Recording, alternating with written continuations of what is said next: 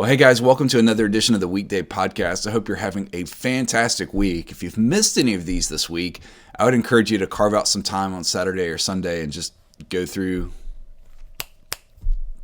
3, 2.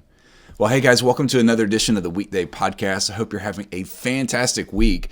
We've really enjoyed being able to deliver these every single weekday. And if you ever get behind, I would encourage you to consider maybe on Saturday or Sunday, carve out just a little bit of quiet time, just a little bit of slower pace, and maybe just pick through some of the topics and just allow them to encourage you and inspire you and just feed your soul this weekend. In fact, as you think about this weekend, I hope that if you don't already have plans, that you'll join us online at live.sugarhill.church at 9:30, 11, or 5. We're getting close to the end of our teaching that's all about Unstoppable, the church that God's building.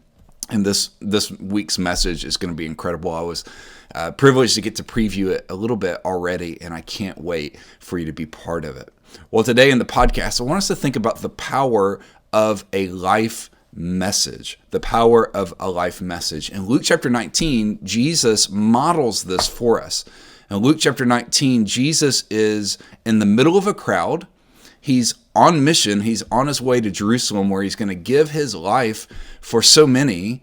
And yet he stops in the middle of the crowd. He looks up in Luke 19 and he calls Zacchaeus by name. He calls Zacchaeus by name. In fact, I recently taught on this here at Sugar Hill Church, and a friend sent me a video of the old school children's song, Zacchaeus was a wee little man was he. It was so funny. I grew up singing that.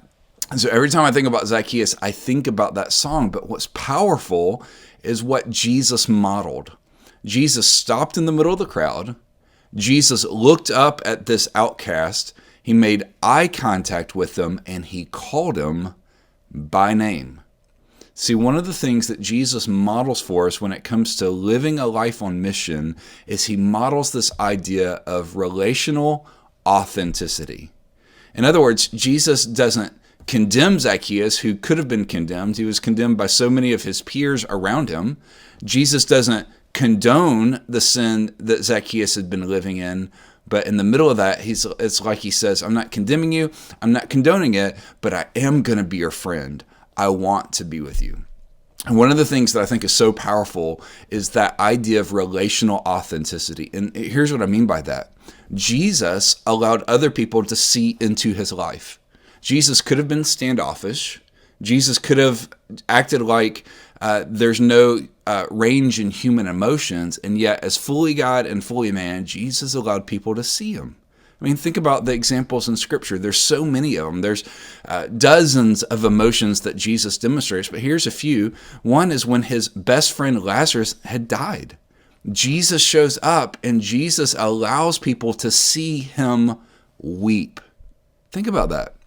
God himself allowing people to see him so troubled and so brokenhearted in that moment that they see him weep. Or think about it when Jesus goes to the temple and he walks into the temple that's meant to be a place of prayer, and yet he sees people ripping off other people and keeping people further away from God. And in that moment, Jesus allows people to see righteous anger, not off the handle anger, but righteous anger, and he flips those tables over. He allowed people to see into him. Or Matthew chapter 9, when Jesus is traveling from city to city, Jesus sees the crowd and he sees how disconnected they are, and he allows people to see him moved with compassion. As you think about your day to day, think about what made Jesus' life so powerful. Did Jesus perform miracles? Absolutely. Was he God himself? Absolutely. Did he do a lot of amazing things? Absolutely. But I'm convinced that one of the things that made Jesus' life so powerful wasn't the message and it wasn't the miracles. It wasn't that he had a message. It was that he was the message. He was everything he claimed to be. And so when people like Zacchaeus, who are far away, saw the authenticity of Jesus, he's like, I want that.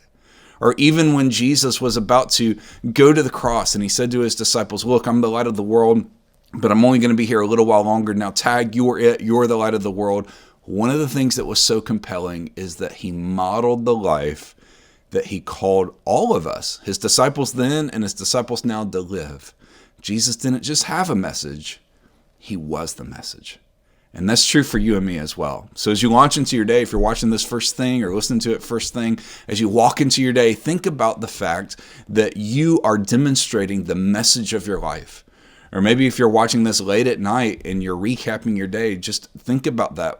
What kind of message did you portray? And if you could change that, what would you change for tomorrow? What makes your life so powerful isn't just what you say, but it's what you do. And one of the most powerful ways to be like Jesus is to have relational authenticity, to be vulnerable, not to be perfect, not to act like you have it all together, but to be real with people. And man, I'm telling you, as you do that, not only are you going to be more fulfilled, but those relationships are going to flourish. Have a great day. We can't wait to see you back here tomorrow for Friday's edition of the podcast. But until then, if there's anything we can do to serve you or help you or come alongside you, drop us a note at prayer@sugarhillchurch.com. Have a great day. We love you guys.